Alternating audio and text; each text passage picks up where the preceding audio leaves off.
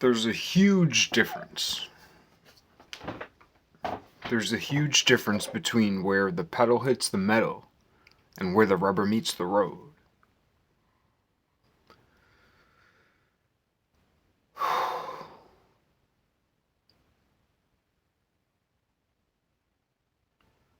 Between where the pedal hits the metal and where the rubber meets the road. I'm trying to get to this.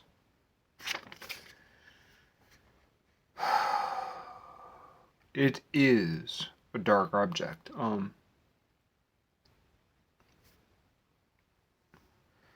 Some shit went down today, so I had to put my current project at a halt, and I'm just trying to capture what I have before it's lost because I'm going to have to engage in some other projects. I'll leave it at that. Which means I got shit to do that I wasn't planning on. But that's life. And it all works out.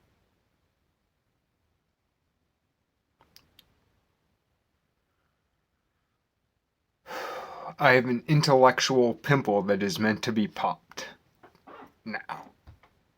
So here I am.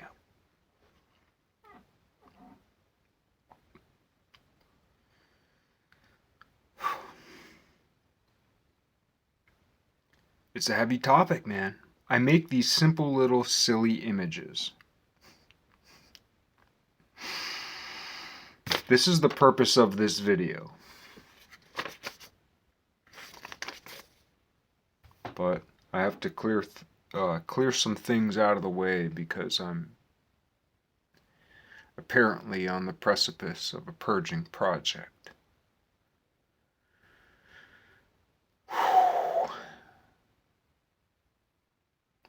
The thing about a hoarder is a hoarder collects ideas. Things we don't want to forget. And it's hard to let go. Everything we own, everything we possess is an idea.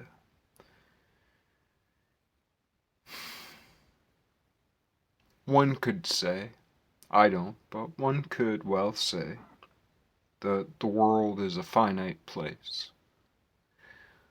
But when finitudes are of such great magnitude that in our own infinite finitude we cannot comprehend them because of the way in which we have been taught, the way in which we have inherited counting.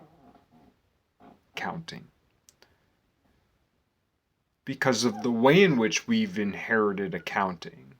For instance, I cannot count like a computer counts, but yet the human mind counts faster than a computer counts.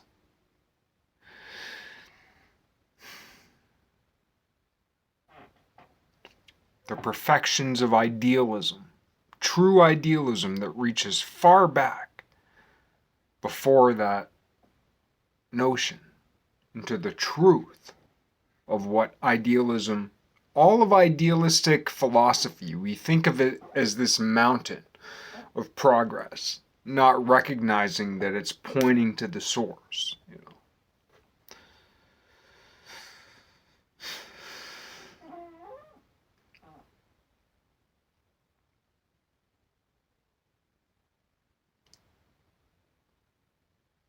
For instance, one way of thinking about the difference between where the rubber meets the road and where the pedal hits the metal is where the pedal hits the metal is where there's a choice, right? Like, for instance, I'm a painter. Now, my boss is a painter. My boss is also an entrepreneur and a business owner. There is a huge difference between being a painter and being a painter who owns a business, right?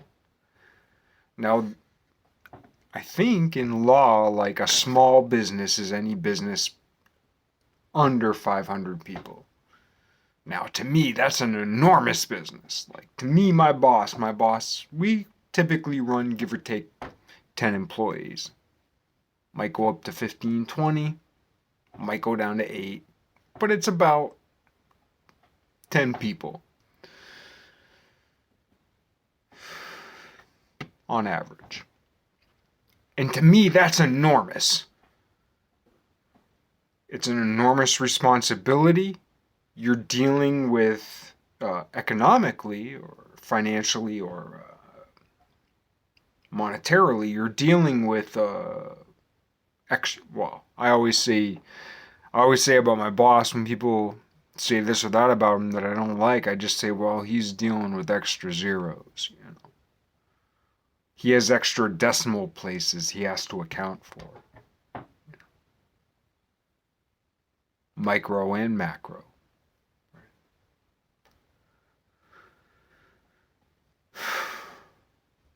So, like, you know, even the smallest mom and pop business, even just one dude doing his own thing, like legally, honestly, on paper, never mind, yeah, and even off paper, man. That's the thing, like,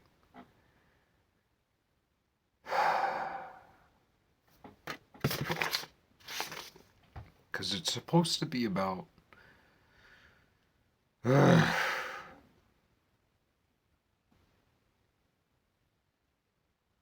right,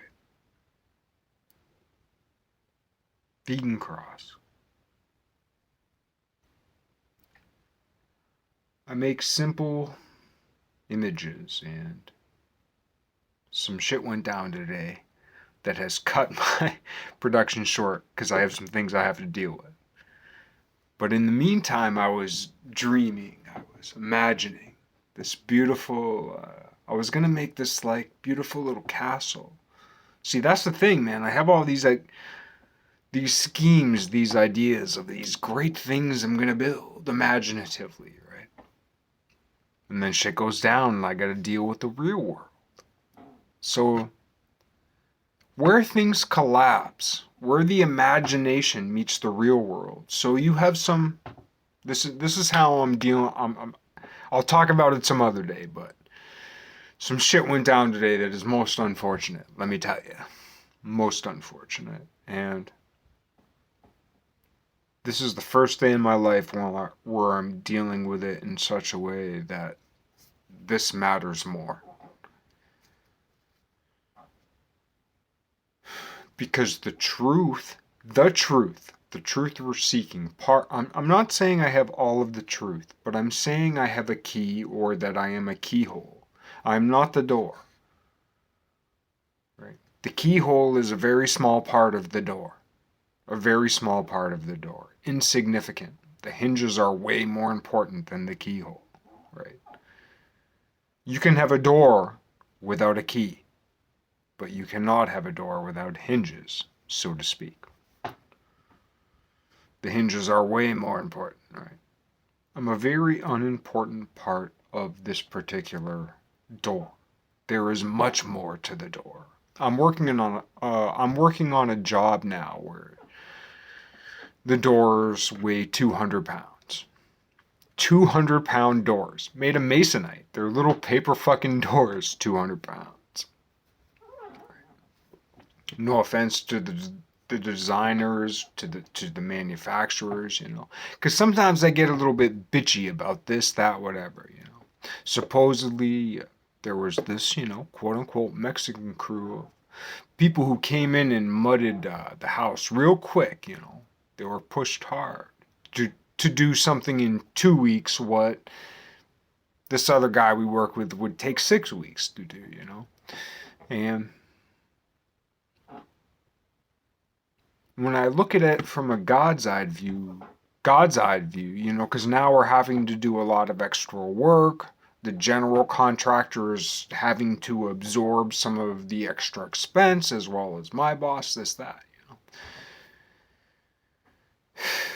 And luckily, we live in a place that, because of COVID and just because of the general popularity of the Connecticut River Valley region, and the Upper Valley in particular, Mid River Valley, is that work's plentiful, you know. And quite frankly, in my mind, we're spending way too much time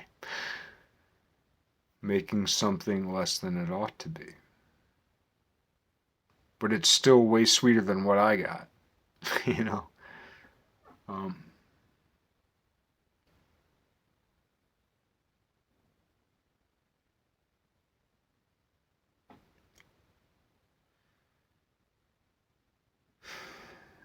Lost my train of thought.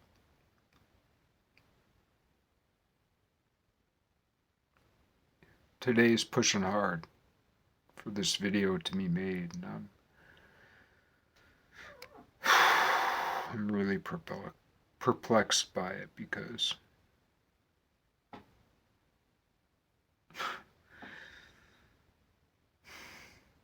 I've tried to stop calling myself the worst.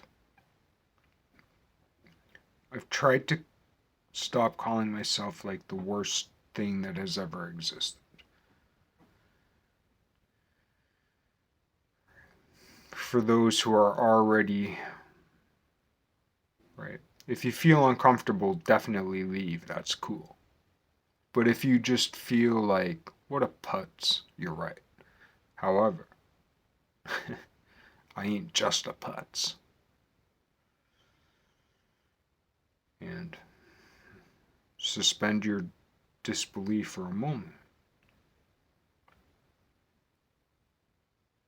What I wanted to get to today, this symbol I've used before.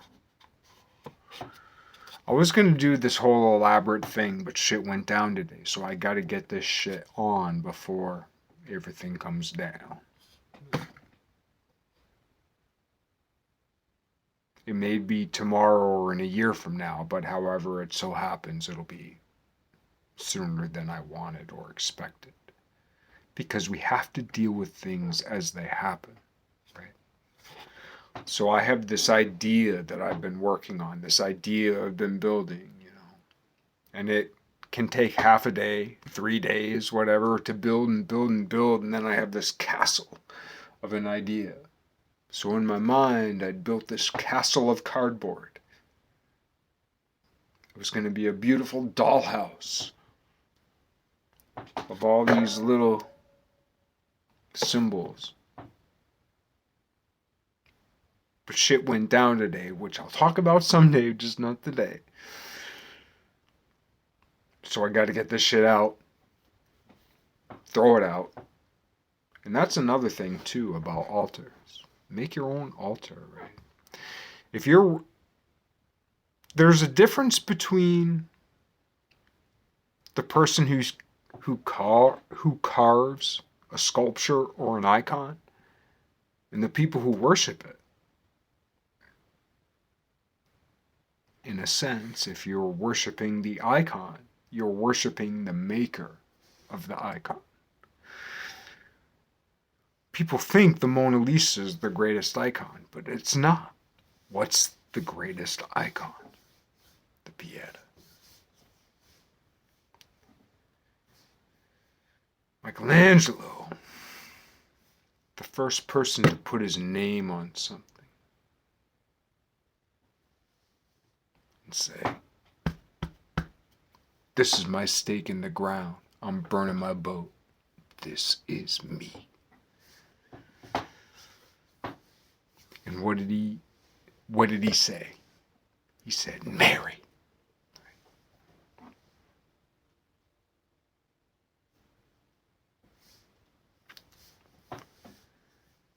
Just saying. But anyway, yeah, coffee cup from down the road. I like this because it had the black and the light blue. Black reminds me of brown a little bit because we call people black, but black people are brown, and it's been so much put out here in the media lately, you know. But also because, I got this cup at a different store for a coffee cup. And it reminded me of what they call flora in the Botticelli painting because of. But yeah, these post-it notes and these different things. So I got a cup, and a little piece of paper, put it on there. I had my coffee top, but cut it out. So I guess what I'm talking about is maybe as a religious practice, because shit's going down, things are being redefined, and they need to be redefined the right way, or with the right spirit, with the right heart, such that we don't fuck it up again, World War II style. For instance, Einstein said supposedly, like, I don't know how World War III will be fought, but I know World War IV will be fought with sticks and stones.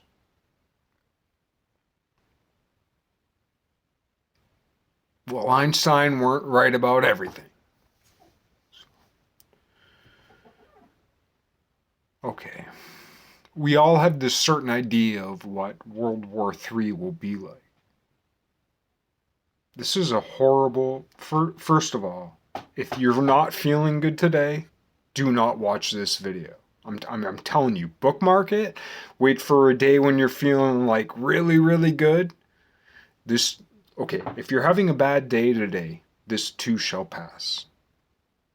Put this down, because even though I make silly little marker images, I assure you they are extremely powerful. It's taken me years to accept that fact, but it's the truth. So this is my last warning, and it's not clickbait. You've already made it this far. Like, seriously, put this shit down. Wait for another day. Forget it altogether. If it's too much, it will come back if it needs to. There are many paths to the truth. I'm trying to speak the truth. It may not meet where you meet in this web of life. Let it go. If you have to. Otherwise, if you're feeling good, let's go.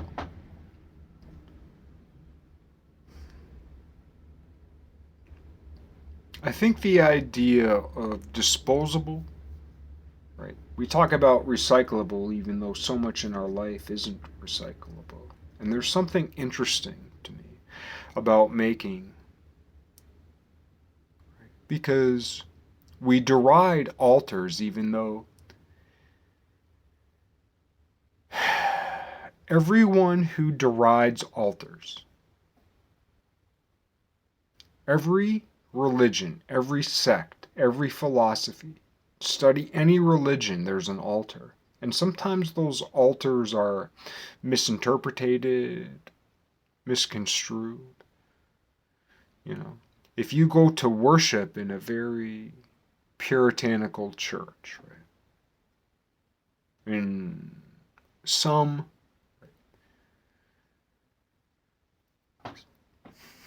even like the Amish are not what's the right word, monolithic,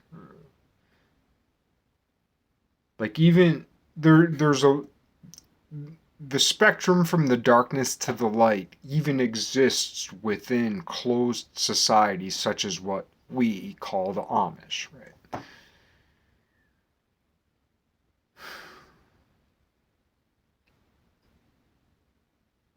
But in some sects of Amishism, like you're not even, if you only speak English, you're not even allowed to read the Bible in English, or the elders will excommunicate you. And then, like, you lose all your friends, all your family. Like, it's terrible. But that's not. But if we watch that documentary, right, that says that about Amish people, we don't understand that that's like one town. That's one part of it. Not to mention, we don't recognize that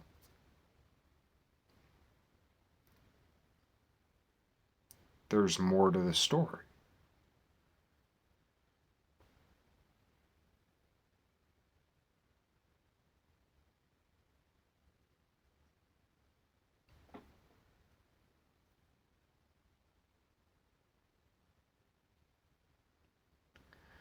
And in this butcherous world, this is where it gets heavy even though I make these little kid pictures.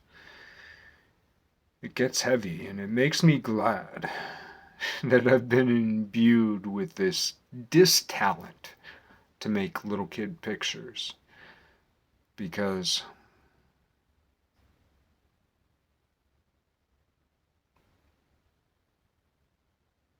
the subject's so heavy, it's incomprehensibly heavy.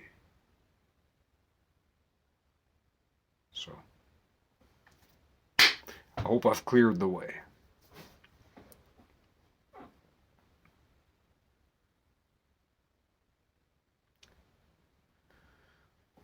The vegan cross, yeah. So I got my little paper cup, my post-it note, so to speak, my little ring. Whoops. So disposable totems. So it's not a totem. You're not worshiping it. You're going to throw it away. It's trash. A lot of the stuff you can't recycle, some you can.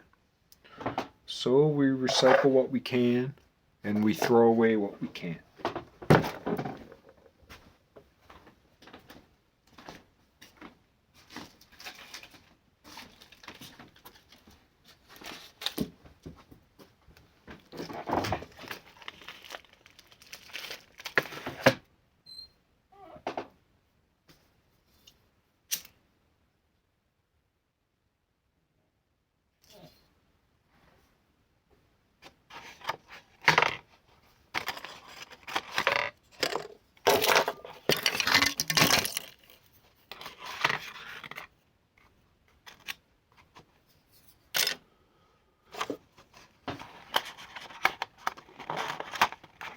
Don't mind me.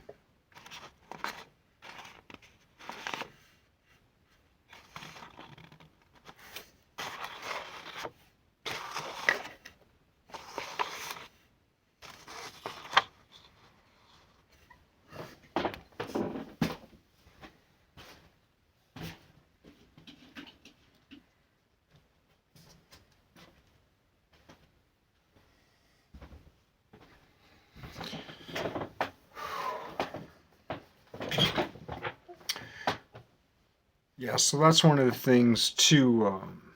I felt bad about making this symbol, right? And I imagine there are some of you. I only say that because I know people are going to watch this, alright? Maybe not a lot of people, maybe just one person. Maybe 100,000, maybe a million, maybe a billion. I don't know. But does it matter? If we're a good capillary in the body of, like, if we're a good capillary in the body, as long as we reach one from our deepest depths, to reach one and have them reach us.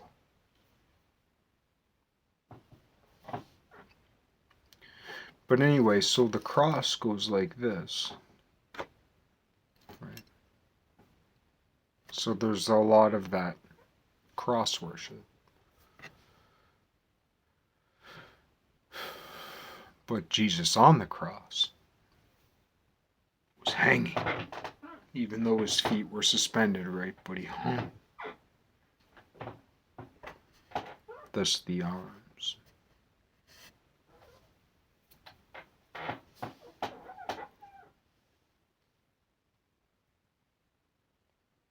And that kind of redeems the image because I felt bad for making something different. I did. I felt bad for making something different, man. I don't want to hurt anybody's feelings, mostly. And unfortunately, seeking the truth means our feelings are going to get hurt all the way to the bottom. Which is really sad. I'm really sad about it. To be honest, I don't know how I get through the day. But I do. So far.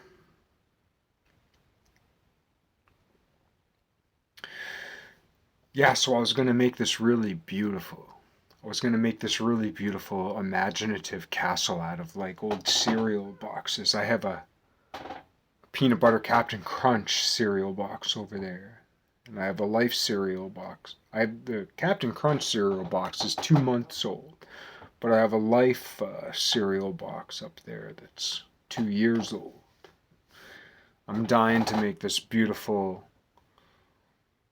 Lego castle of old coffee cups and beer cans and wine bottles and Pringles tins and pieces of paper and make a little chapel. But shit went down today. I'll tell you about it later. So I just got to get what I've made out now, chuck it, move on.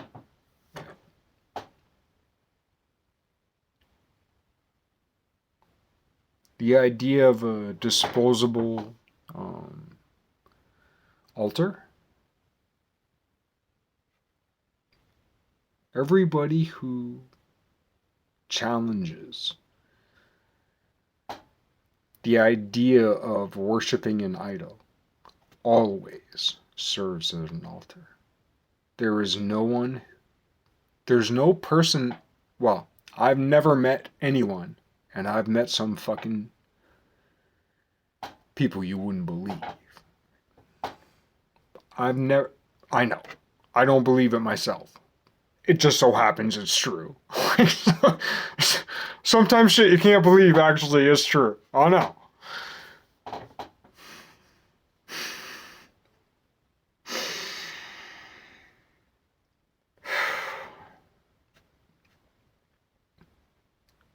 I don't know why I'm laughing. It's a way of dealing with life.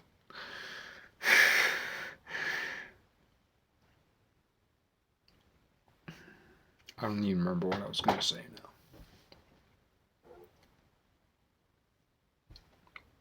Just fine.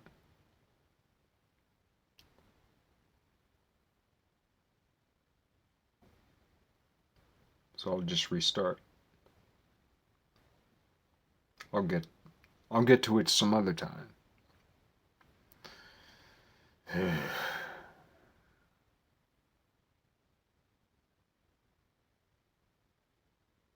The idea of the disposable altar. There's no one who worships at an altar. There's no one who derides worshiping at an altar, who doesn't worship at an altar.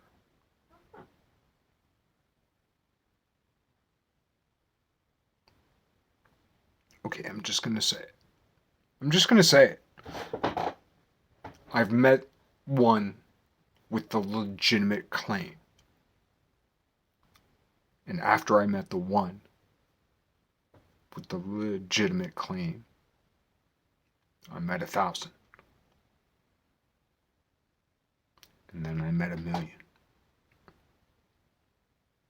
Sounds like a lot. The world's a lot bigger than that. And that's what we're dealing with, and that's what we're up against.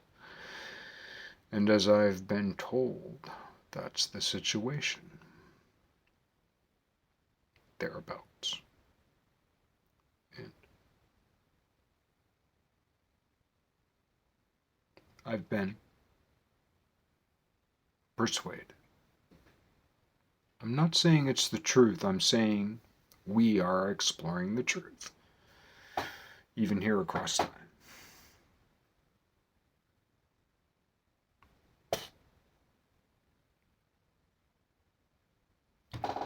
There's some kind of atemporality that... It's funny, we talk about atemporality, but we don't talk about spatiality as much. Right?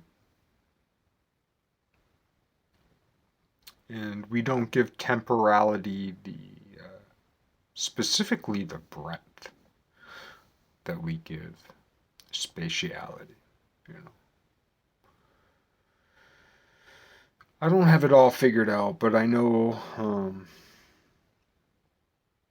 I'm experienced in things that there are few books for.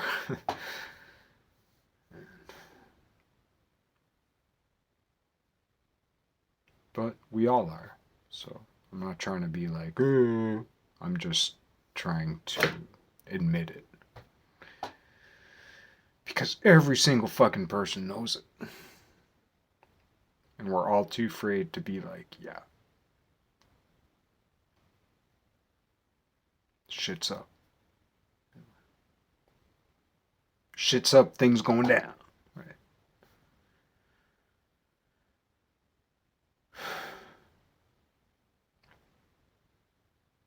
But anyway, even this, alright. This is a very simple, simplistic picture. But it's deadly. I made it over the weekend. It actually took me like 3 hours. You know, if you were good at graphic design, you could make that on a computer in about a minute. Took me 3 hours. Might have been 4.5. I can't remember, but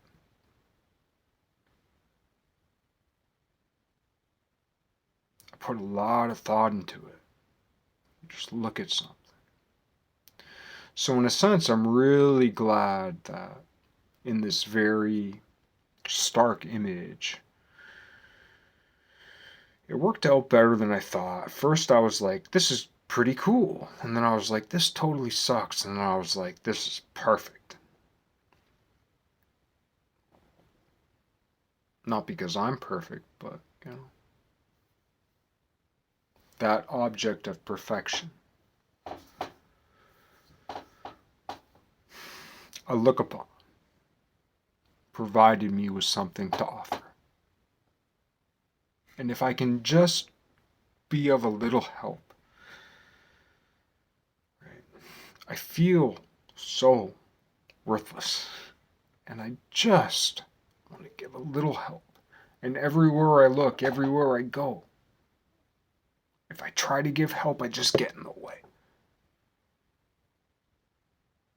The people who need help need someone else's help that I can't help with. I just feel so fucking useless, you know.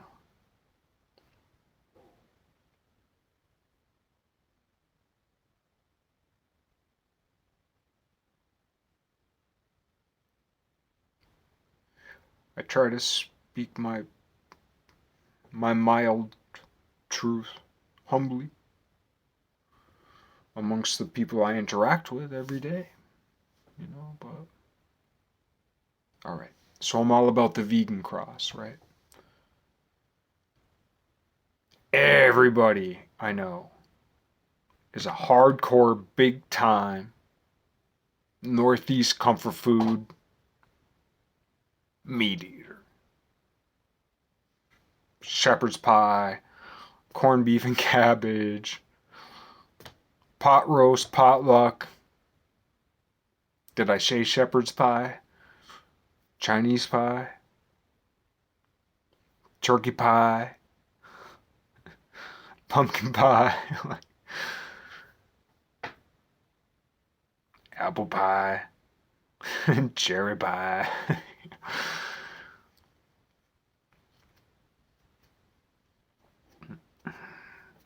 Meat pie? What do they call it? What do they call it? Meat pie? What do they call that? Sweet meat pie? What the fuck do they call that? Mincemeat pie. Mincemeat pie. With or without meat.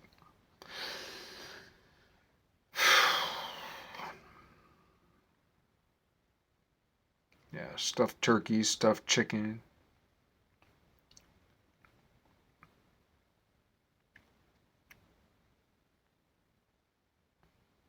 Barbecue, chicken finger grinders, meat lovers pizza. It's where I live. I don't hate nobody. Everybody's nice. Even fuckers. I should know I'm one. I'm a fucker. Yeah. Alright. We're brethren in fuckership. Yet. We contain and maintain that spark. We contain it, yes. And if we didn't continue to maintain and sustain it, we wouldn't be here anymore. Once you're useless to the eternal God, it's over.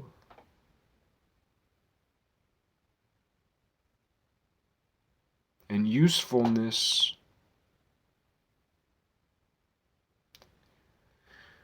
it's a tough subject.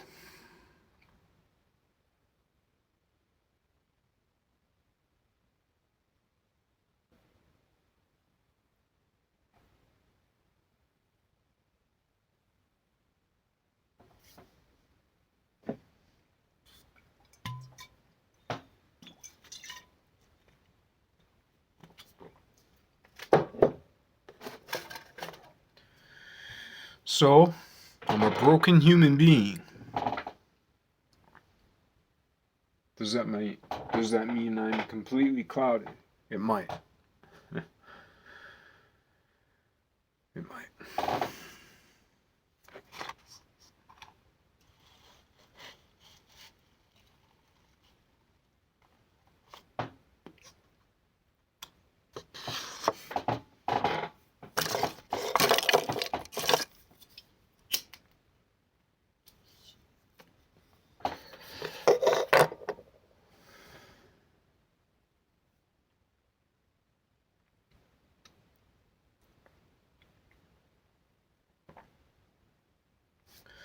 So anyway, this image,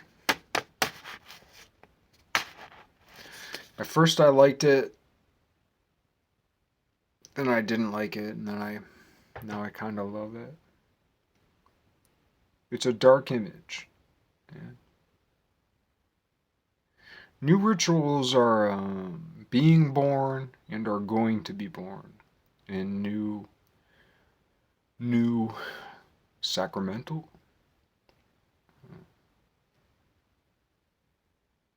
forms of ritual, rite, sacrament will be established. It's not that new, what they call Neoplatonic forms will be formed, but that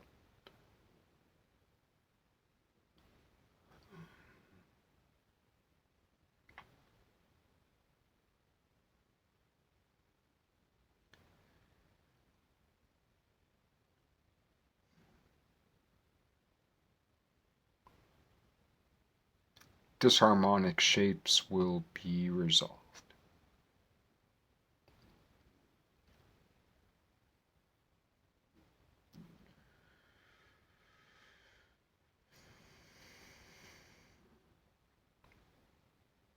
So yeah, what I wanted to do was make a bunch of, I wanted to make a big castle of all these little throwaway shit I'm just going to throw away or recycle anyway.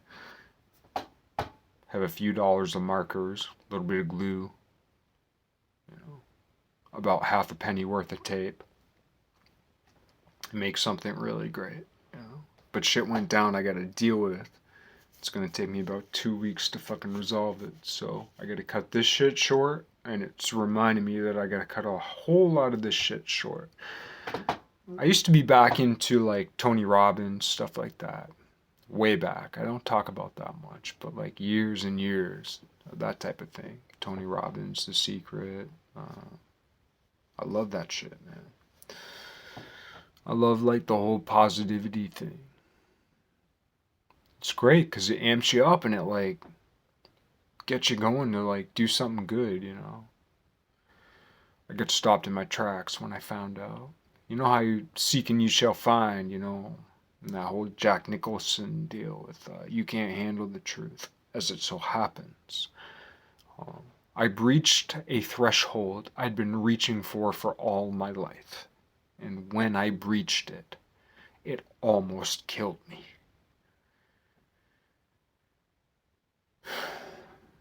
And I know there's another one on the next horizon, and I'm absolutely terrified of it, yet I cannot reach for anything else.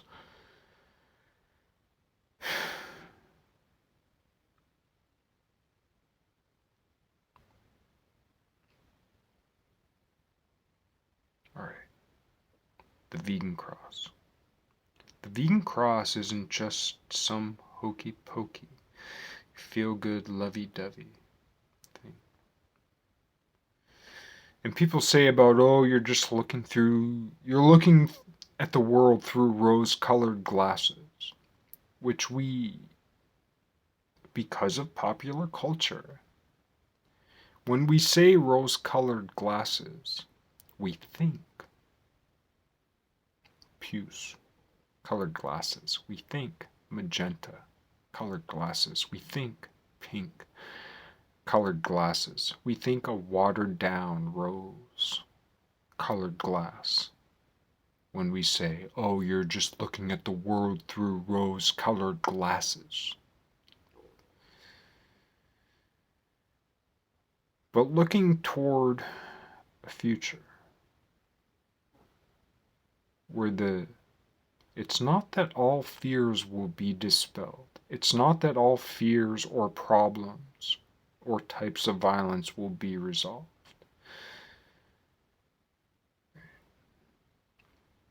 But looking toward a future, for instance, specifically, where no vertebrates are ever slain by the hand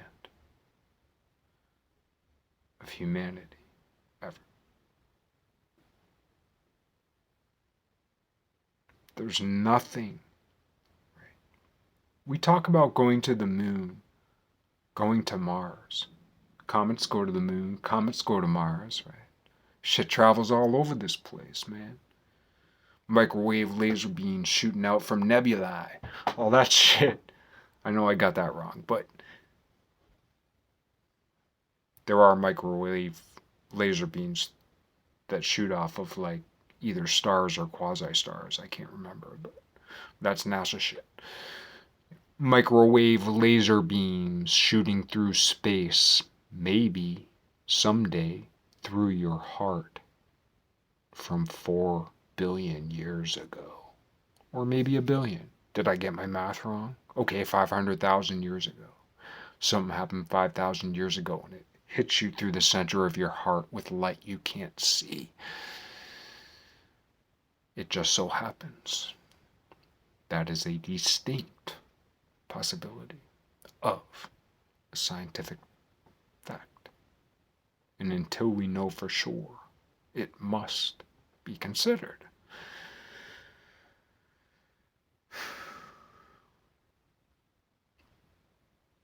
This is tough, man. This is tough.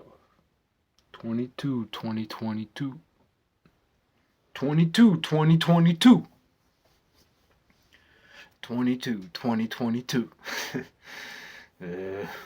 Alright, that got old before it even got started.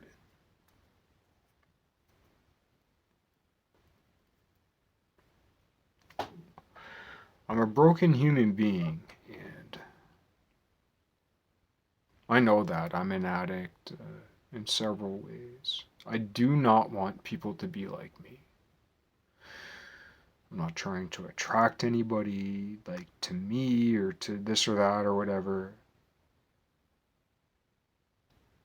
I gain the strength that I gain to live, to be alive, is dreaming of a future that isn't yet. Looking at the overarching arc of the story, the moral arc of truth across time. So far as I can trace it back now, approximately 12,000 years,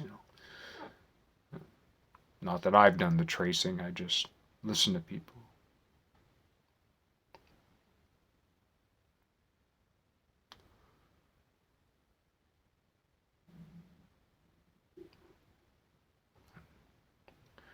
some things aren't being talked about that have to be talked about. Yeah. They do have to be talked about gently because the truth is so simple. Or I shouldn't say the truth, but the threshold we are approaching, which is the truth we are talking about, which isn't the truth of truths, but it is the truth of the threshold we're about to breach.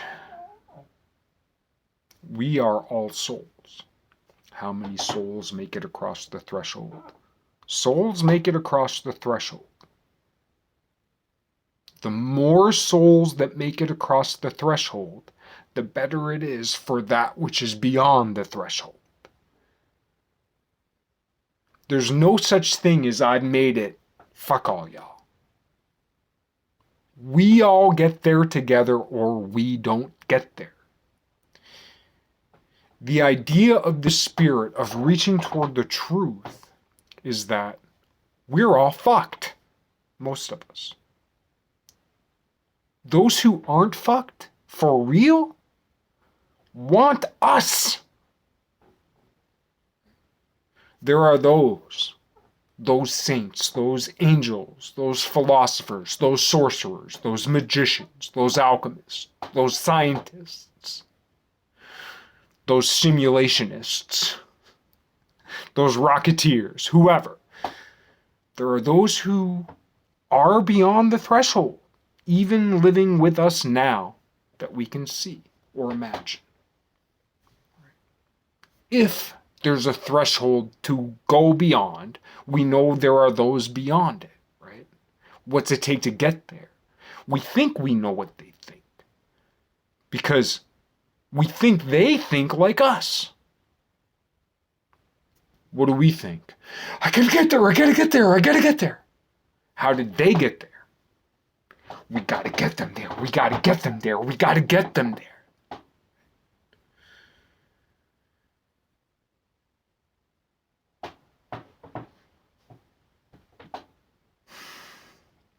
It's a difficult process to move one's actions from, I have to get there, to, it's more important that everyone else except me gets there.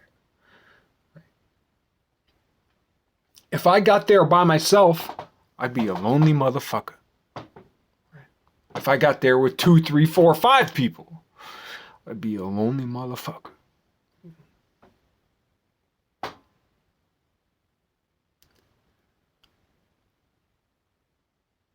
But the idea, knowing that I'm going to disappear as if I've never existed, knowing that everything else got there.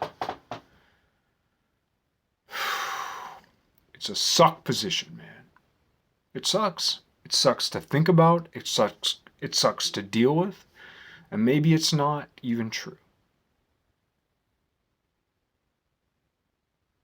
But if we're talking about dichotomies, if we're talking about dialectics, if we're talking about diagnostics, if we're trying to come up with some kind of polarity that describes,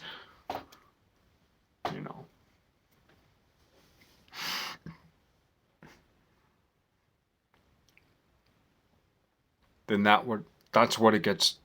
That's the ultimate dichotomy. I get there and there's nothing else. So what are you then? You're God alone. Alone. Alone. Alone. Which is the absolute fucking horror of everything. And only God can solve the problem of not being alone.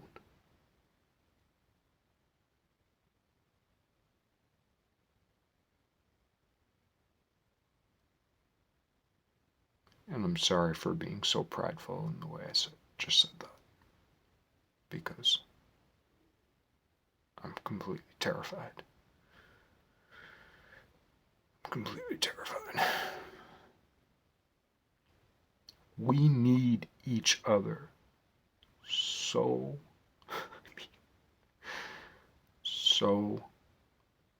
much.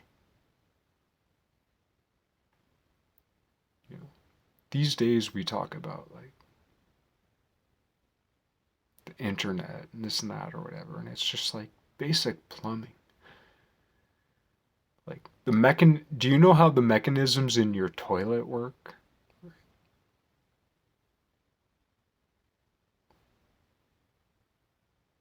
The most basic machines and mechanisms that we take for granted are such amazing, just unbelievably beautiful creations. Like, even the dirtiest scum toilet is like so fucking beautiful of a creation. And it is. I mean, it is. And not only because of what it does or because of its. I mean, building simple mechanisms for someone who's not particularly mechanistic is. The simplest mechanism is just like, wow! Because they are wow. The most beautiful thing.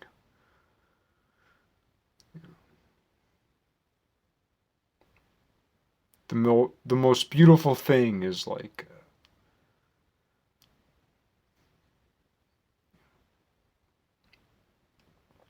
a teacher who can play Chopin.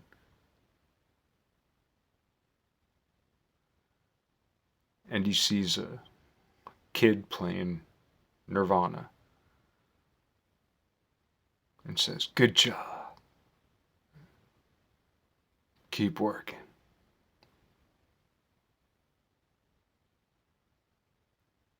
Because he understands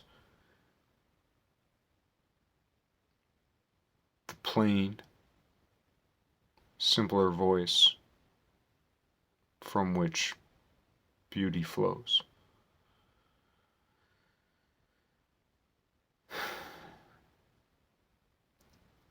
Might not be the best metaphor, so play with it if yeah, I'd ask you to play with it. I'm trying to build this up all right because, yeah, even this simple image, man, I had to take time out. I had to take a lot of times out the whole weekend and today. And then shit went down. See, that's one of the things, man. Because of this fucking image, this little simple fucking image, because of this little thing I drew, right? I was distraught enough today that the cosmos had to intervene in such a way where, I'll tell you about it later, but it inconvenienced me in a way that I've never been inconvenienced in my life.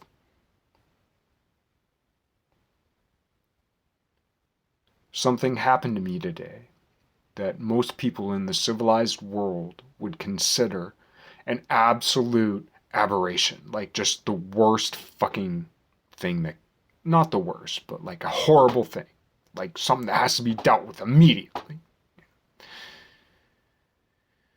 I guess the blessing of,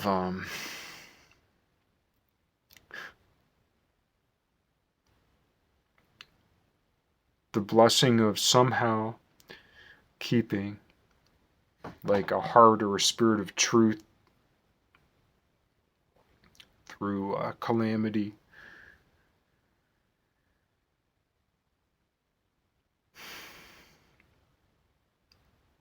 I don't know. Something in that is just a great lesson of like what it really means to be human. Because in the last 200 years, you know, the things I have taken for granted in the last couple generations and the generation or so that has followed me, what we take for granted is such a fucking marvel. It should never be taken for granted. The fact that like plumbing and heating, like, and I'm not, this isn't political. I mean, it's just the truth, man. Like the internet, all this shit about virtual stuff in the metaverse. The metaverse? Once we're all uploaded into the metaverse, who's gonna build the fucking computer? Right?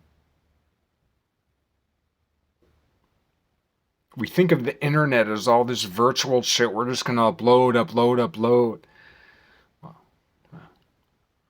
I drive up and down the Connecticut River Valley every day, right?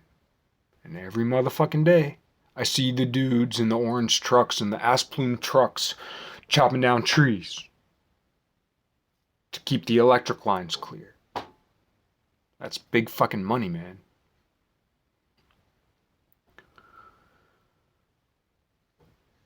And I see all the telephone and electrical guys putting up new poles. New poles, man. Fucking out there in minus 15-degree weather, fucking putting up new wires, repairing shit, you know. Shit that fell down, this, that. Putting up new shit. As we're searching things, we're thinking of it, this whole 3G, 4G, 5G, 6G, however many G. But the thing is, that actually relates to real people.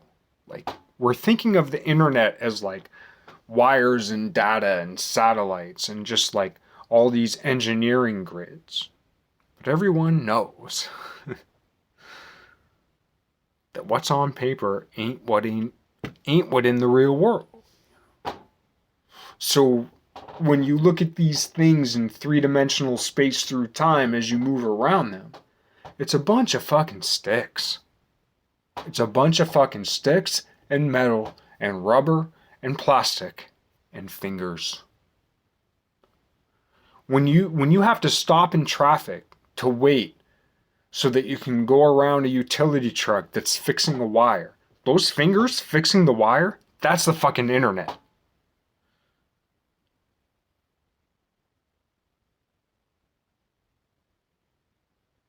At 5 in the morning, at 1 in the morning.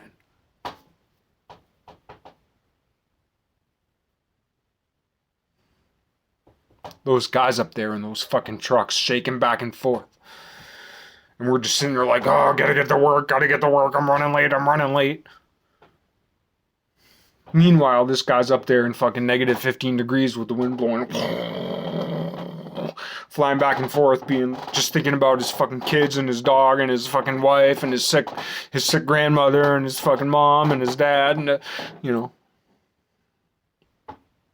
I get shit that I gotta do when I get home. I hope I don't fall over in this truck and fucking die. While I'm up here playing with this shit that could kill me. In a storm that could kill me. Around these cars that could kill me. Right? That's the internet. That's your virtual reality. That's our metaverse. Right? So it might seem like I'm criticizing it, but I'm not, because it's crucial. Why has this metaverse been created? Why have we been lifted away? The vegan cross. Why have we been lifted away? I'm sorry I'm being so assured about it. Let me assure you that I am only assured about my ideas of what the future holds and about a certain kind of the philosophy. It needs to be refined. I'm mostly wrong, but I know the message shines through me. I know it does. And I must share it, because it must not be lost.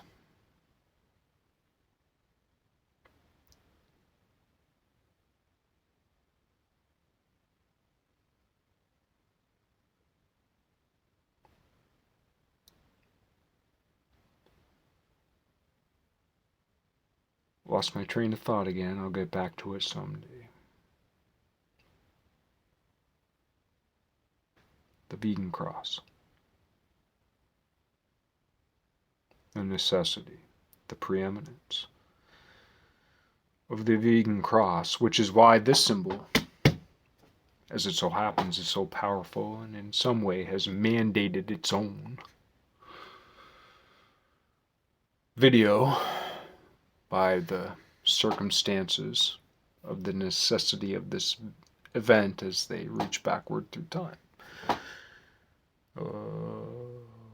Well, as the circumstances that collapse upon this circumstance reach backward through time and on to the future.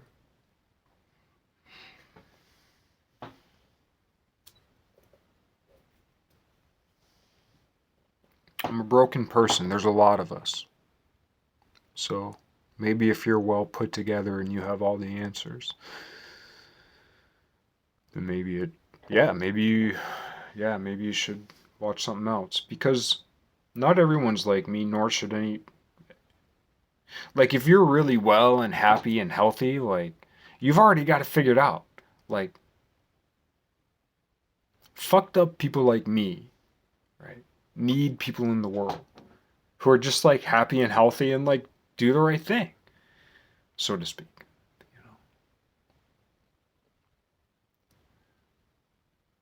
I don't want to bring everyone down to my level of bleh. But in my level of bleh, it's my responsibility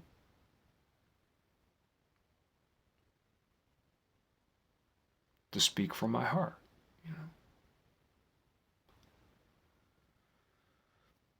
That's all. That's all.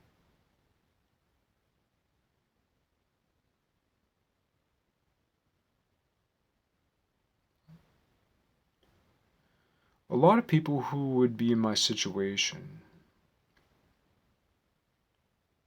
well, there are a lot of people in the world who'd be in my situation who'd be like, yes. Any of us who own a smartphone are in a world like no other. And we don't realize that almost all of human beings ever would give anything to be where we are. No matter how much your life sucks, no matter how fucked up you are, if you've got a smartphone, most people who have ever lived would rather be where you are. And we can't comprehend what their lives were like. Period.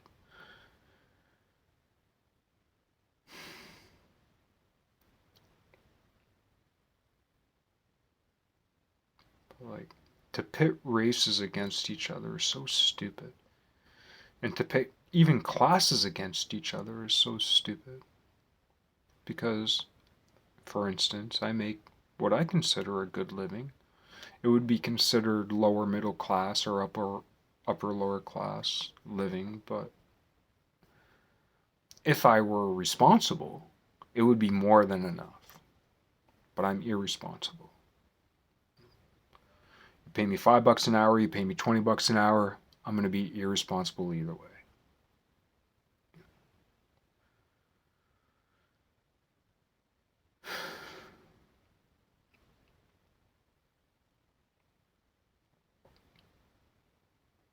It seems like more would be better, but it's tough to say.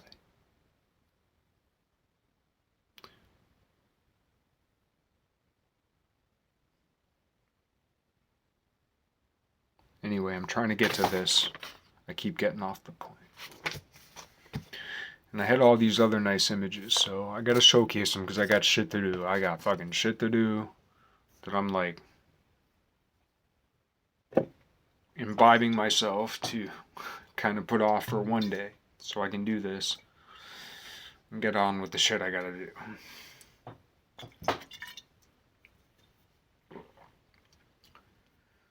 But another way looking at it is that that's the way the universe needed it. So I'm responding.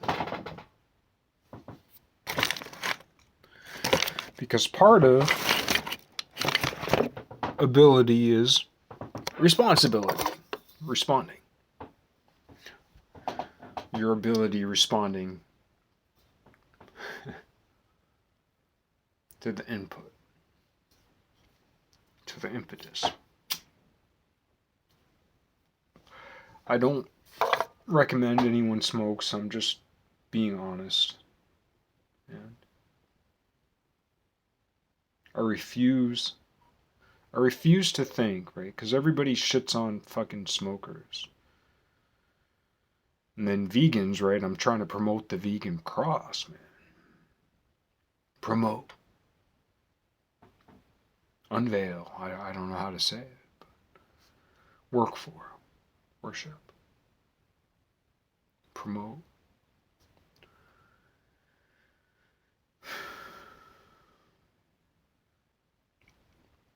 So anyway, I have these pretty little paper cups. I'm bumming about the shit I got going on. I got to deal with, man, because I had such a beautiful little paper cup vision in mind. Yeah, so this was a post-it note I showed in a previous video. Paper cup.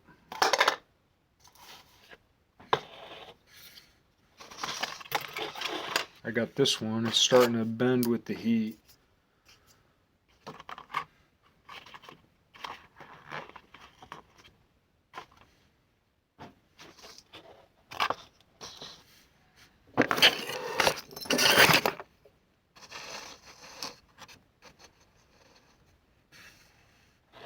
It's kind of pretty.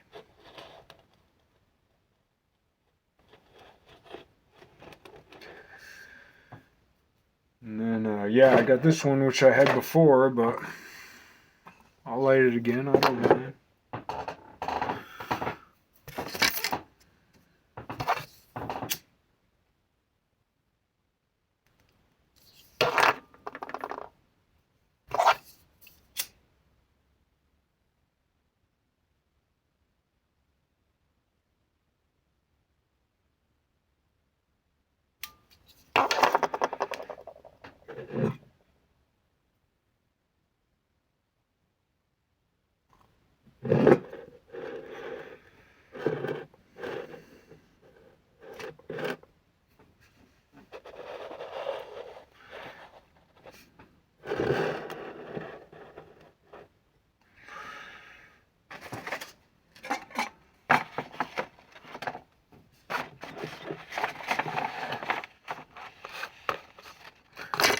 I really like this one.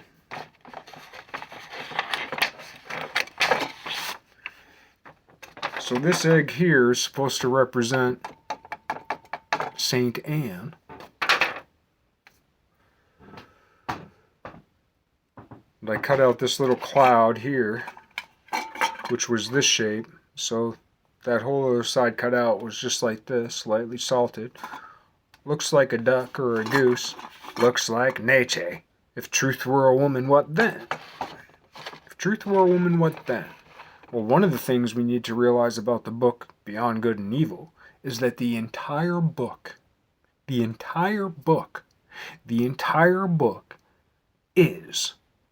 the answer to that question as posed at the time he wrote it. If truth were a woman, what then? Circa Nietzsche Beyond Good and Evil published date. If truth were a woman, what then?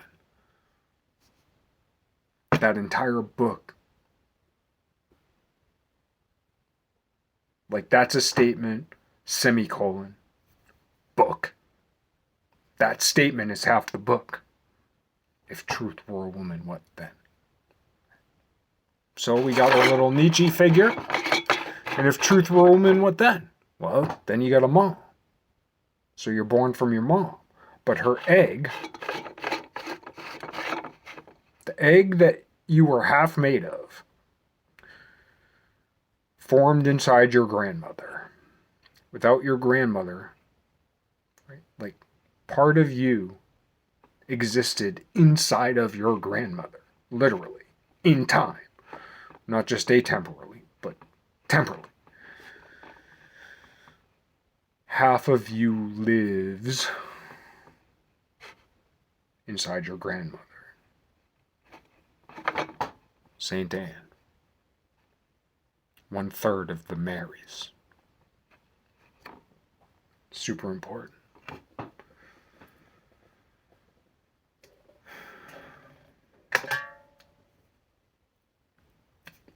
But anyway, it's a Pringles can, a Red Bull can. I got a little candle on top of the Red Bull can, but it's hidden by this, so a little light shines down here, a little light shines up here.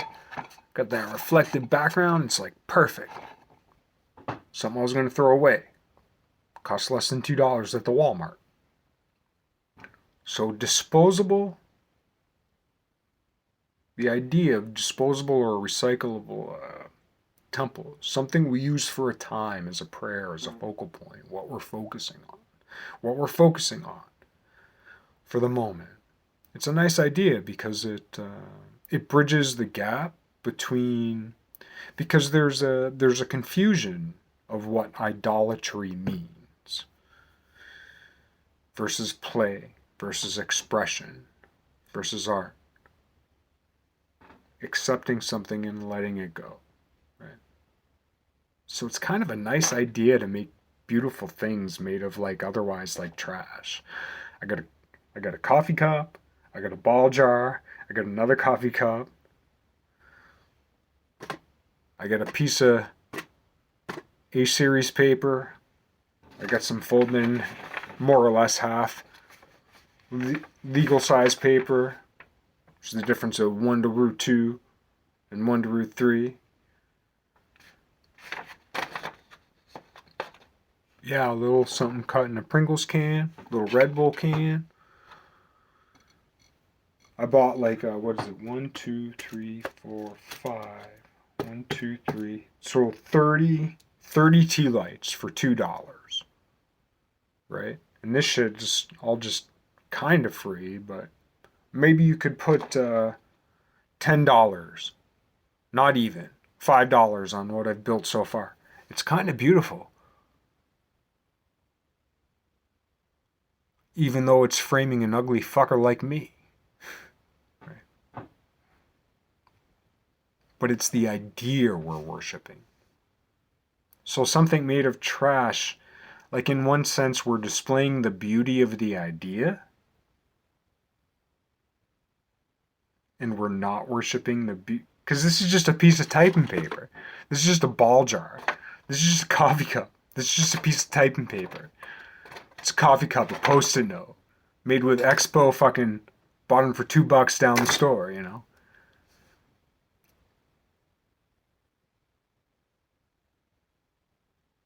So the idea shines forth. Beauty is given to the idea, even as it's clumsily made, because it's harmonized moralistically, right? Or at least potentially. If you hate this, that's definitely more than okay. But there are some people who need this to live another day and fight the fight where they live in a place where you don't know. The fight exists, right? Rage Against the Machine, right? You'll find no shelter here. The front line is everywhere. Yeah, thus far. Until, because the front line traces the coastlines of the world. The coastlines of the world in themselves are a kind of infinity, because you'll never live long enough to see them all. Right? Well,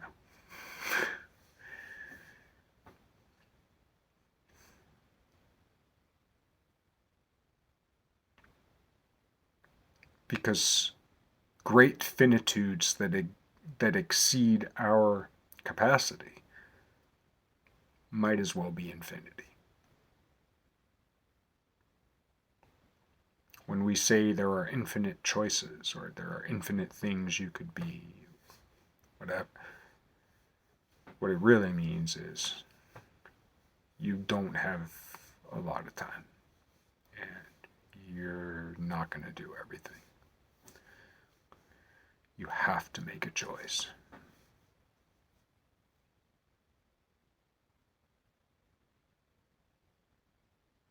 Mostly it makes me sad to have to make a choice because there's other things I'd rather be doing. I mean, there's nothing I'd rather be doing than pursuing the truth. And to say that I pursue the truth would be almost a lie because I'm such a poor seeker. The worst.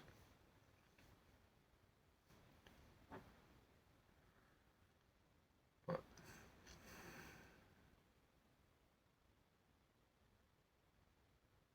in so much as I do it at all,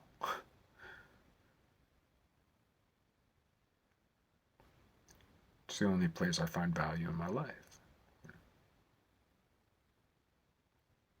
And I know, in my heart of hearts, I know that it's been rough and it's gonna just get rougher.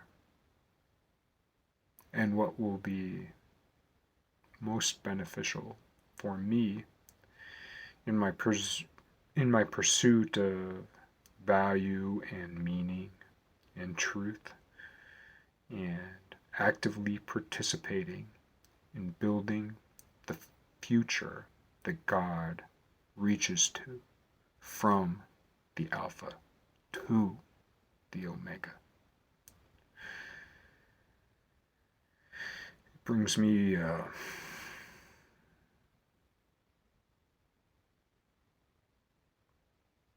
kind of relief knowing it's only going to get harder and not easier. And I've learned a difficult lesson that I've not well described, and I wish I could describe it, but I can't. Finding a new level of trust,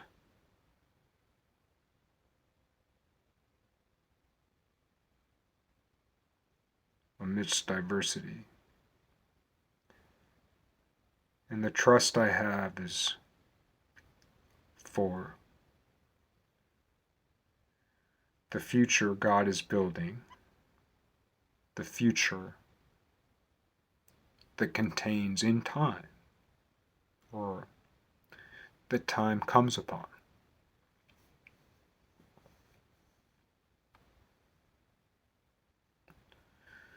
That concludes, that completes, that constructs the kingdom of heaven.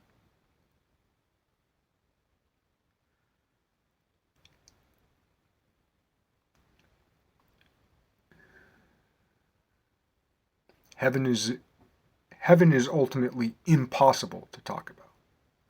But what we can say are there are thresholds that are crossed. It's not to say that we can't go back across thresholds.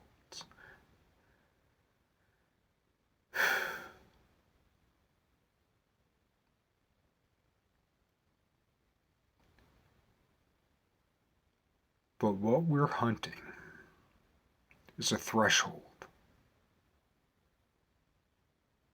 This is the thing. We are hunting a threshold that is so peaceful and loving that it creates an environment where we can deal as a species with existential angst, with such things as morphic resonance and telepathy. Maybe. We think these wires are going to outstretch, like, we're an electrical system made of water. Technology's nowhere close to that. Right? And there are those who have perfected it. It's a rough road in this butcherous world to commune with God. To even catch a glimpse is literally earth-shattering. All right. Anyway.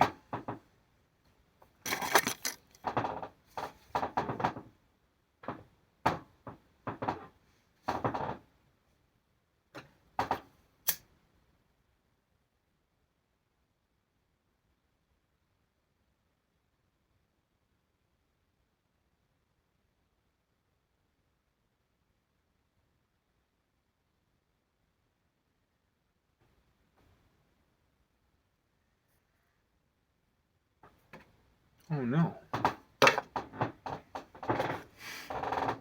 Silly boy.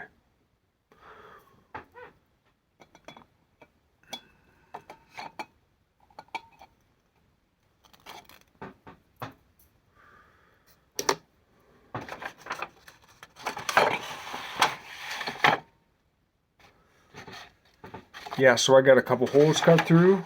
They line up nice and sweet over this image, which I showed before. That's a callback to Nefertiti, Mary Totten. Mary Totten, Mediterranean? Mediterranean, Mary Totten. Agnes, Venus, vegans.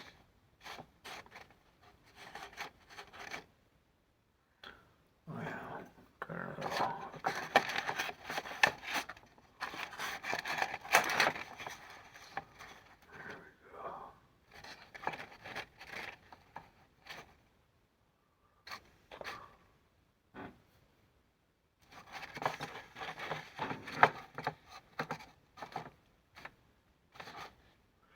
And this one was really sweet. Had my Dr. Pepper can, because this is all about. I was gonna do all this with a big. I was gonna make a lot of shit with all my old cereal boxes too. I got a Captain Peanut Butter Crunch, Captain Crunch. I'm the Captain of Crunch. Meet Dave, awesome movie. I also thought Norbit was awesome. I think it caught some shit. The movie Norbit kicks butt. Um,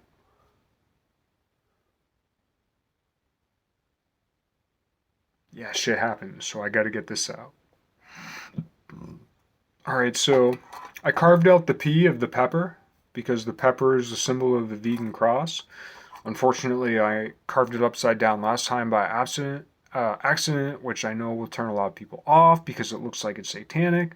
But Satanism borrowed it from Saint Peter, and so once you find the truth, it's like, oh, it's Saint Peter, and he was crucified upside down, which is like even worse than being crucified.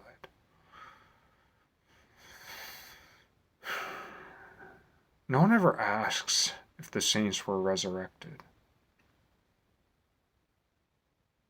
There's no book or story about it.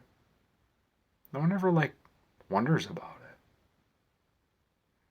People argue about the logical truth of Christ, as well they should. But I'm alarmed, I'm concerned, curious. Why? We don't often ask about what happened to them. Where are they now? Where did Christ go? Where did they go?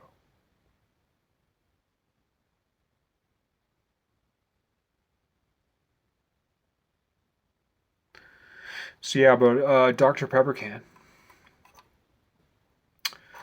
Pepper is the vegan cross, so Dr. Pepper is a nice little version if you can't find a real pepper. Though I won't advise carving out of an aluminum can. It was painstaking. I almost killed myself doing it. So maybe if you just got a box or a logo or just bought a red pepper for a couple bucks. As the demand goes up, the price goes down. Remember that. So I carved that out and I cut out my little back to put the thing in, but then it's like, well, then you can kind of see through it.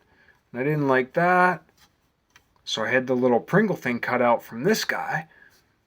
And that's got a reflective back, so that can be my little flat.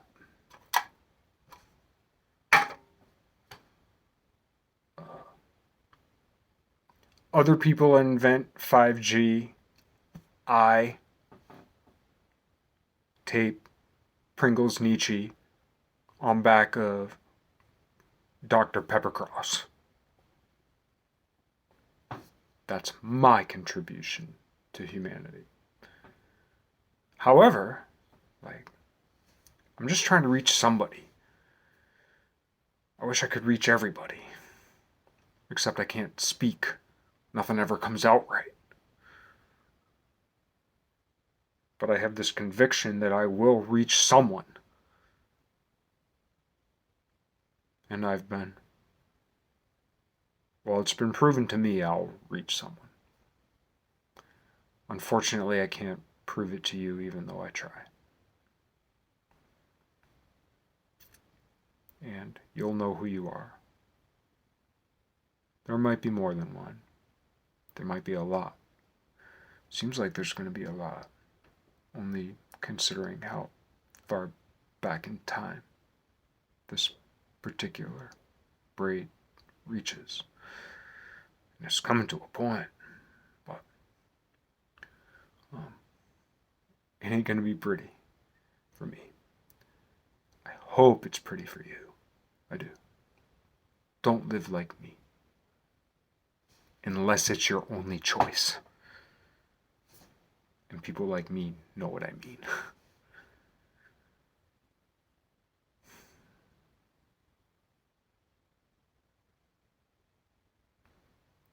There's that line from that famous actress from when I was a youngster. She was on some makeup commercial. Don't hate me because I'm beautiful. I try not to hate myself because I'm ugly. But I also recognize that I fit a certain kind of archetype. I'm not ignorant to that. It's not the one I'd choose. Don't hate me because I'm ugly. Don't hate me because I'm beautiful. For those of us who consider ourselves ugly, it is difficult not to hate the beautiful people, the beautiful people. But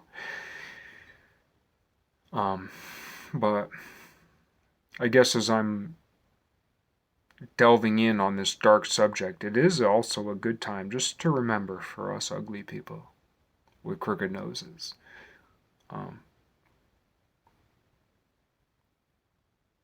Don't hate the beautiful people. We need them. We need them a lot. And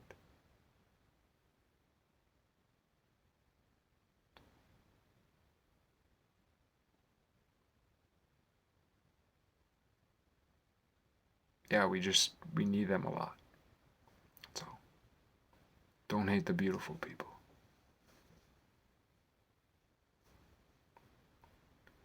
It sounds like a fucked up thing to say, but anyone who would criticize what I'm saying, or be like, how could you say that, or how could you hate beautiful people, or whatever, you don't get it. But having that said, the people who hate the beautiful people, blah, blah, blah, right?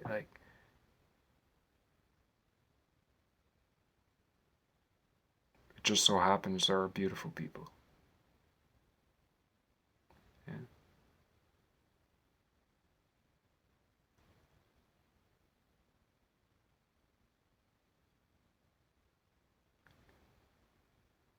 Beauty is such a enormous sphere that if we deny any one type of it, it diminishes all the rest. And if we don't appreciate it and put it in its proper place,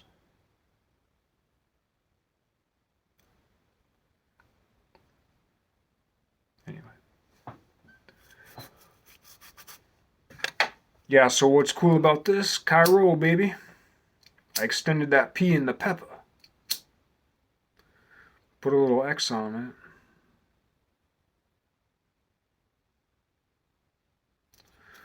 Now we got a Cairo.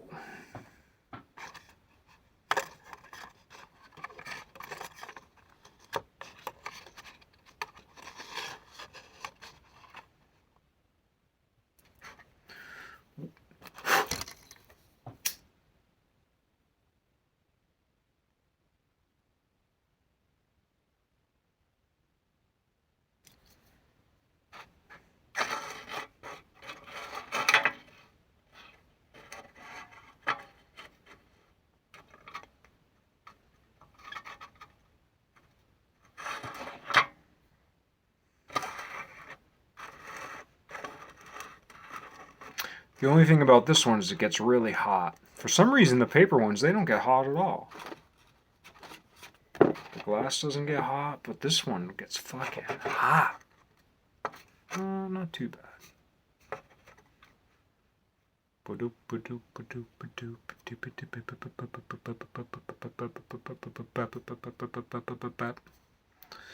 I know a lot of people criticize Constantine. If I had a normal... Here's the one thing. People don't believe he had a dream. People say he did it for this reason, he did it for that reason. They say, oh, he had a dream, and that's part of the mythology. People don't realize. People don't realize, man. Some people understand how that shit works. And they fucking act on it. And they don't know why. But they do it because they know it's the truth. That's all.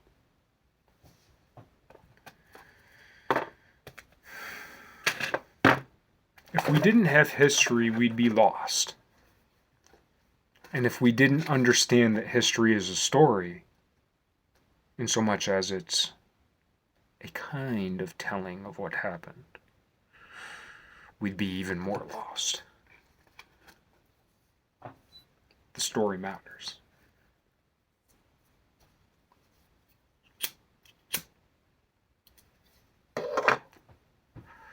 Sorry if you're being like that about it.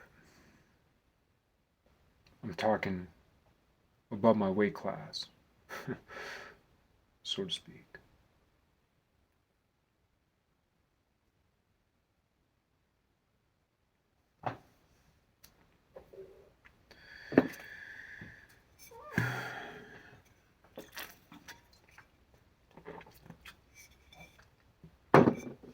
Oh yeah, I forgot this part of this part of this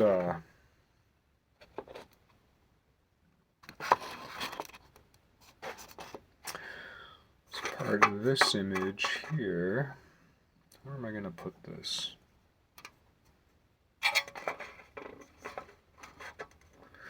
Yeah, this part of this, so I got that there.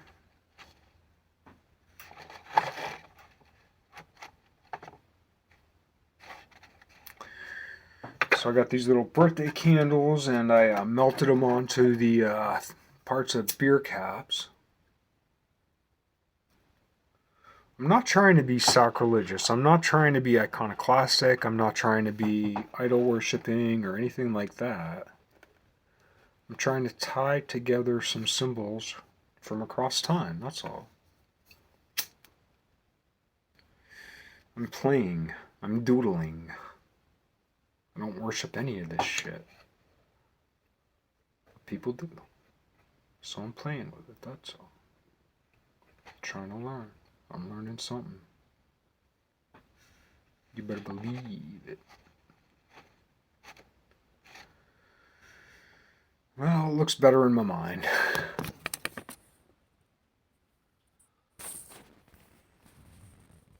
Ow.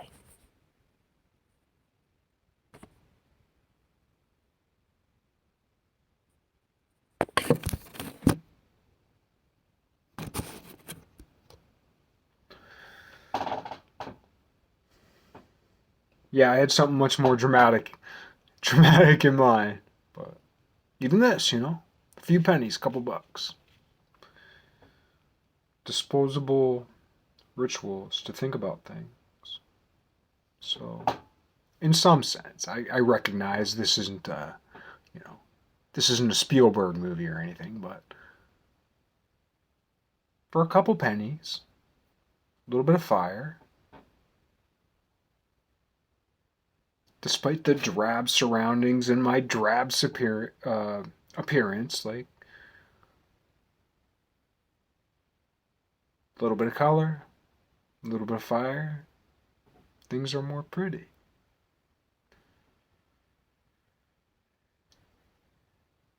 There's something to that. Because it represents an idea. So, as it turns out, I accidentally I shouldn't say invented, was inspired to vent, not invent, but vent an image. And it's powerful, despite myself.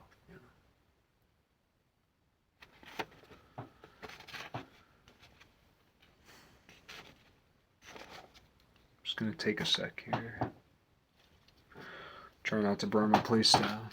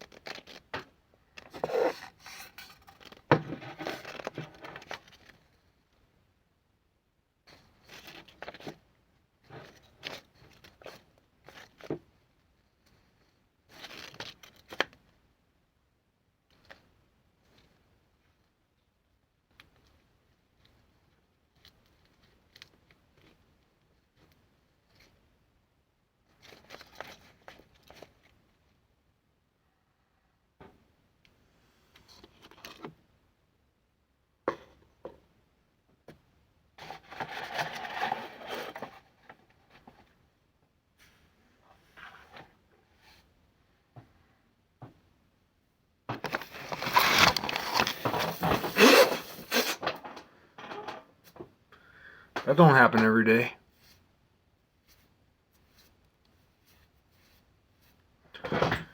Show must go on. Reminds me when Michael Jackson lit his hair on fire, they shut the shit down. I'm gonna keep going.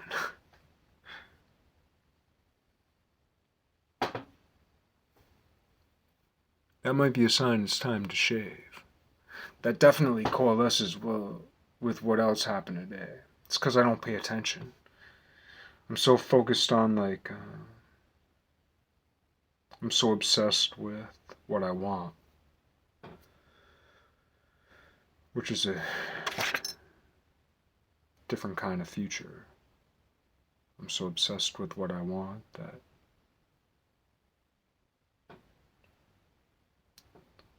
I harm myself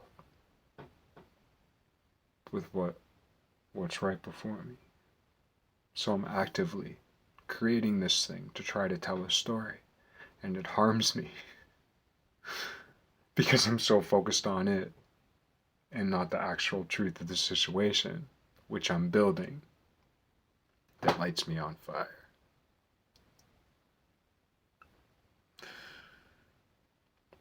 I couldn't have constructed it any better if I tried. And I also couldn't have constructed protection, even amidst my own idiocy, even amidst what I do wrong, even as I hurt myself, as I burn myself. There's a lesson, there's a lesson, there's a lesson. One of the lessons is pay the fuck attention, because we live in a murderous killer world. That which gives warmth and that which gives light also kills.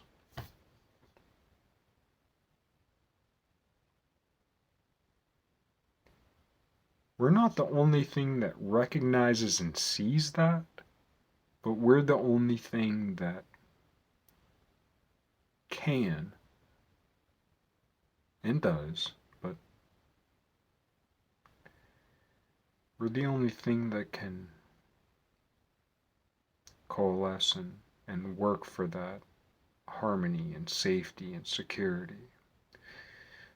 To my mind, the ultimate, great society, so to speak, would be a place that was, engineered to be, because a lot of people are really angry about how safe we make everything, right? All the padded stuff, all the helmets, all the this, that, whatever.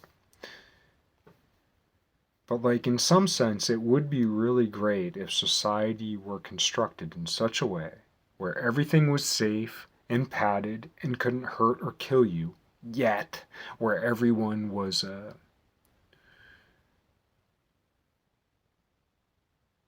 you know,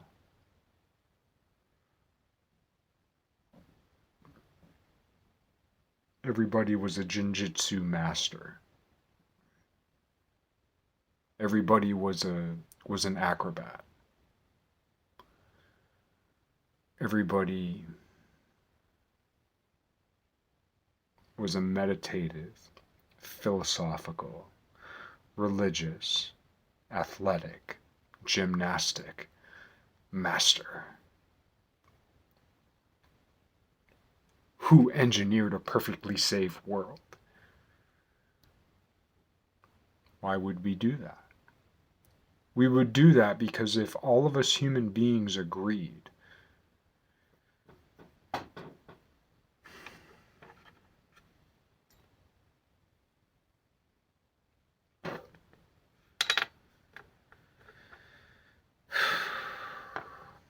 if all of us human beings agreed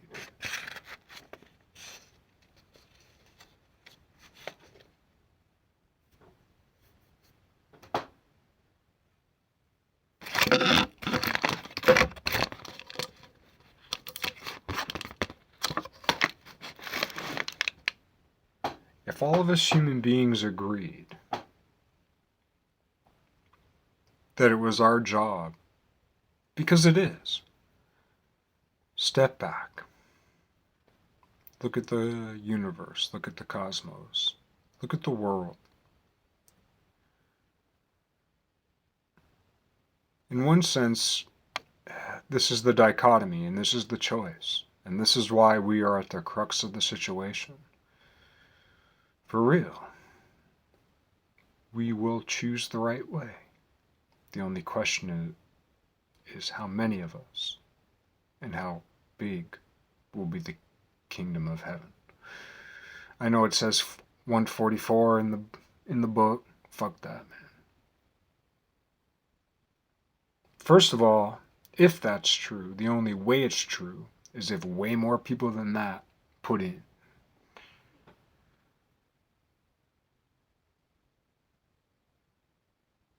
But if you got 144, man, you want 288. The kingdom of heaven will not be satisfied without you.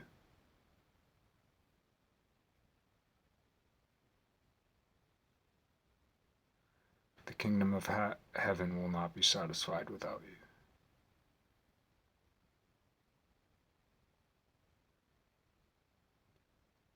And you still might not make it.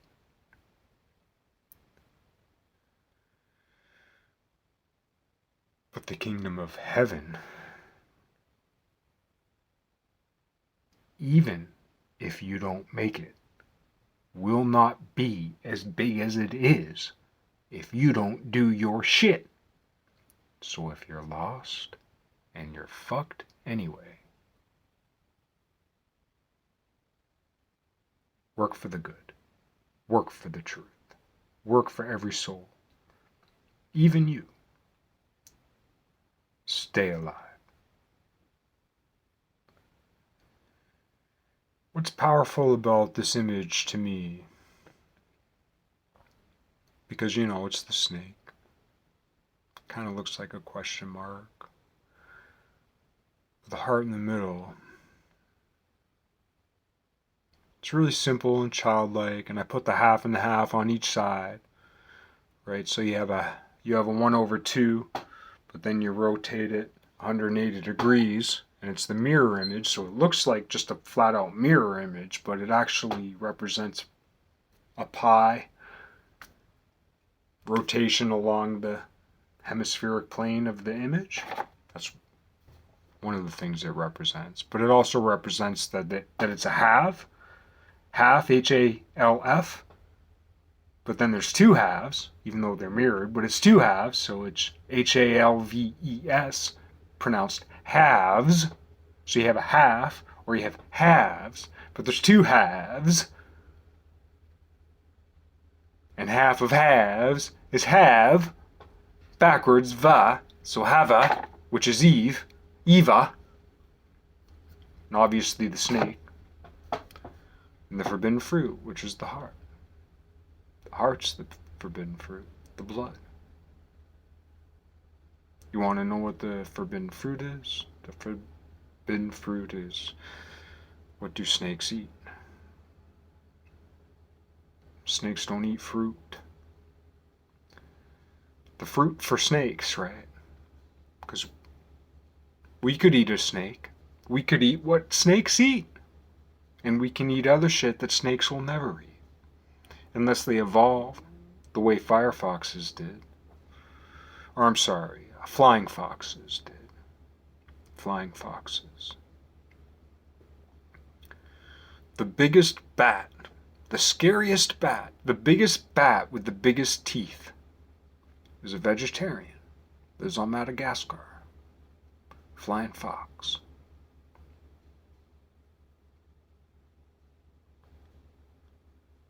That is a hopeful evolutionary gift for the vegan cross.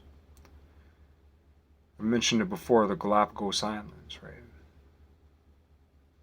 What do creationists and evolutionaryists, atheistic evolution, Darwinists,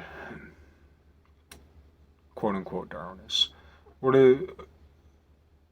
do they have in common? Where the Garden of Eden and the Galapagos Islands meet. And I only learned the other day. I made this image. I got work to do on it. So I won't showcase this particular one, but it has to do with the, kami? So, double cross. But anyway, on the island, I think it's somewhere close to or in the vicinity of I can't remember, but I feel like it's an island. I don't know, but Miyajima, and there's this Shinto shrine there. And anyway, on this particular island, it's illegal to harm deer in any way. So the deer on the island are like pigeons, or like pets, or like, I mean, they're wild and free, but, you know, they come around looking for food from folks and so on, and they're pretty well domesticated in a certain way. In one sense, we may lament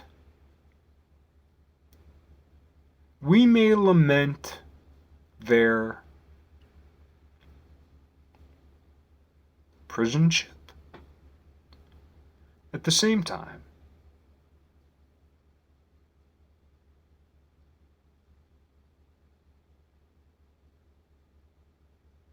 it's a lot better being there than in a place where you might get eaten by a bear or a lion, so to speak. Or for real. Or shot by a person. So the deer on Miyajima in Japan they've transcended, or they've crossed a threshold. Those particular deer, that lineage, why that line? Why the Jews? I don't know, but so it was. Why the Miyajima deer? I don't know, but so it was. So it is. They have been spared. What do they have to live with now? Now that their needs are met, and now that they are protected, they are entering. They're not away from fear. They're not away from angst or struggle or strife or social conflict. It's just they've reached a different level. More and more of them just get to sit around because they don't have to run from predators and they don't have to run to food.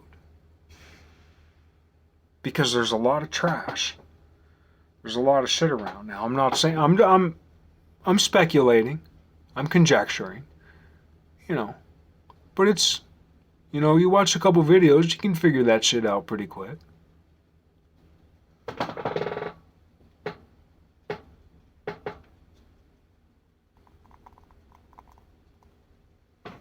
Yeah, Miyajima. Hiroshima? I can't remember.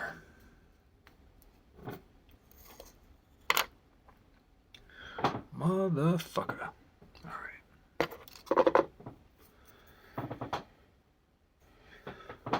I don't know what I did with my lighter.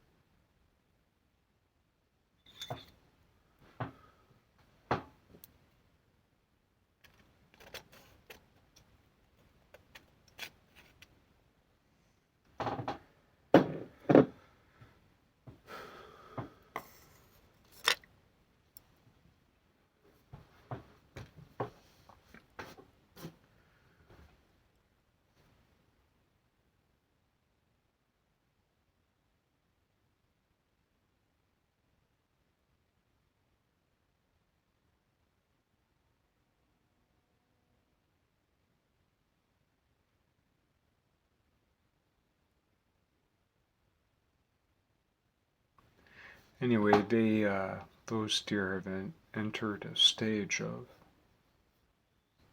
like, contemplation in a different way. They've crossed a threshold. Perhaps they can't contemplate as we do, but they've crossed a threshold that few wild animals have crossed. Some have.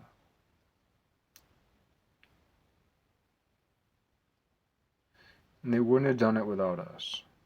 So some people speculate about, UFOs and aliens and all that kind of stuff. Never mind what these superintelligences might be, where or when they come from. And the same can be said of archangels and so on.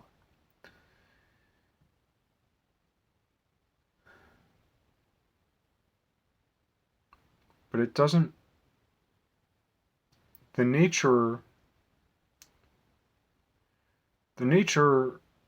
of the problem, like, for instance, my personal, like, philosophy or theology isn't challenged by the idea of aliens any more than it's challenged by the idea of angels, any more than it's challenged by the idea of existing in a meaningless universe. Contemplating existing in a completely meaningless universe. Alright, my battery's about to run out, but contemplating living in a completely meaningless universe is essentially, it's side by side right up to the fucking point of contemplating a universe with God. You'll do more to find God by trying to contemplate a completely meaningless universe and not killing yourself. I hate to be like that about it, but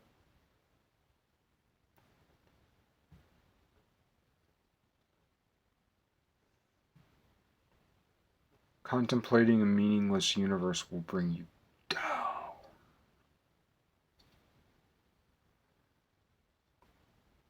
And the only thing you'll find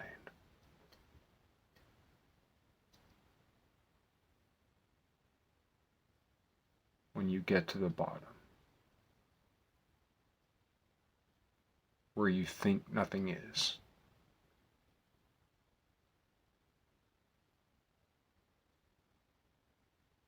In that small point, smaller than any place you've ever been,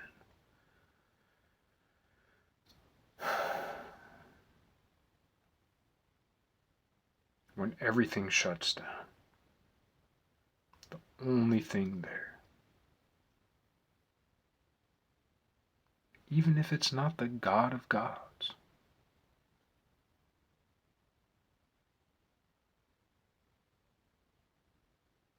the only thing you'll find there is something so much bigger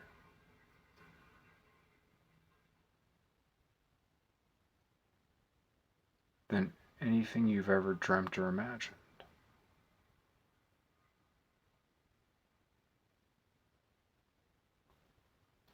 And I have a big thanks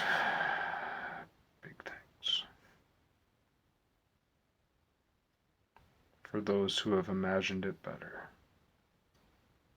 But I also know they have not won the war. They've held the ground.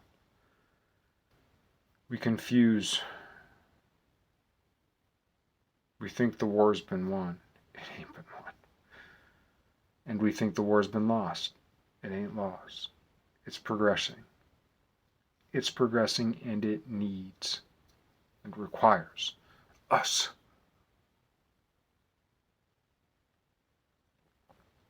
What is the forbidden fruit?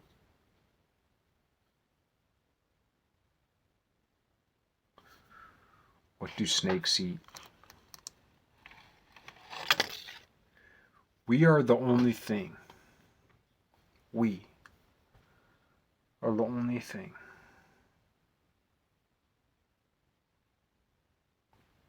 that fights against the coldness of the universe. We're not superior to the coldness of the universe. Not at all. We are the only thing, we brave it against the obstacles. Nothing else does it like that. There are speculations or theories or whatever about, this or that which may be out there, but for sure, we are not meant for there, and we go there. The oceans. Space is a killer. Radiation, cold, heat, you name it. Nowhere, no water, appreciably. Pressure, anti-pressure, dead. Nothing kills like space. A shark wouldn't last a second.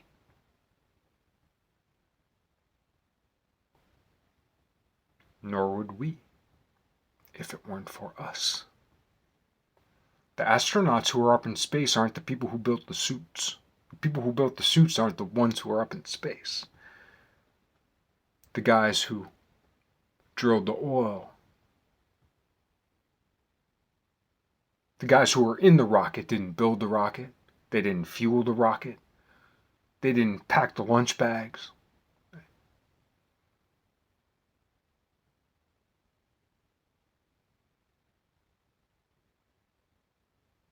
The ones who mined the iron. The ones who made the ceramics. Didn't go up in space.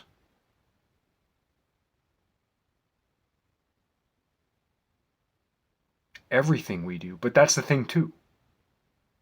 The guys who went up in space didn't go down to the store for me today to go buy my 8 gallons of water, my new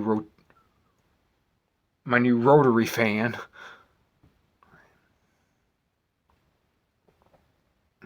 But if it weren't for those guys up in space, I wouldn't have my new rotary fan. And if it, weren't for you at the pool stick store, there's somebody who works in a billiard store. I've never seen one, never been to one, but They're out there, right? And if it weren't for you, I wouldn't have been able to buy my can of Goya kidney beans for my supper in a little bit. There's nothing that we can do without each other. We need each other so much. We need each other. We need each other so much.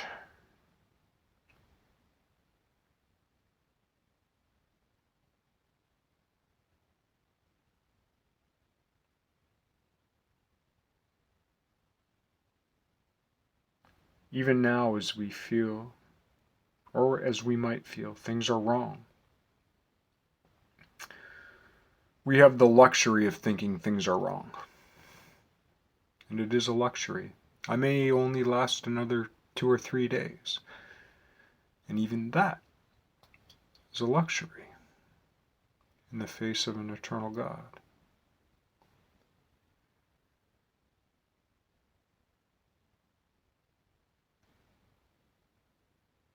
The vegan cross. What is the forbidden fruit?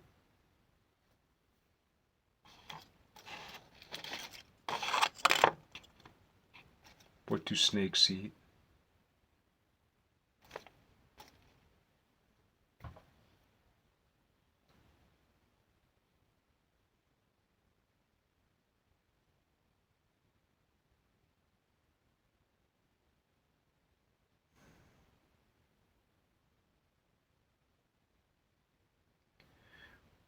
But it's not just about that, and it's not just about some hunky-dory thing. It's about we are the only willful force in the entire breath-taking scope of the cosmos that we've yet been able to measure, scale, enumerate, that we can all agree upon. And that's important. It's important for the one story that we all agree upon to come first. And what we can all agree upon at this point in history is that we are the only thing that fights against the great mouth of the world. For instance, the great mouth of the ocean. The ocean is a horrible, horrible, horrible place. Yes, it's beauty if you're a scuba diver who's down there for 8 hours a day. But 24 hours a day, 365, pretty sad fucking place, man. It's just mouths. It's just mouths.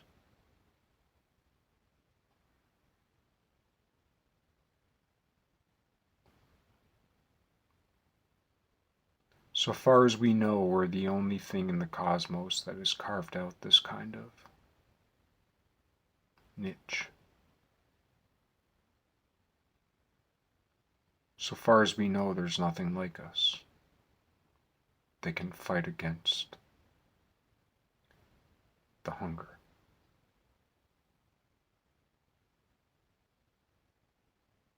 That eats its own.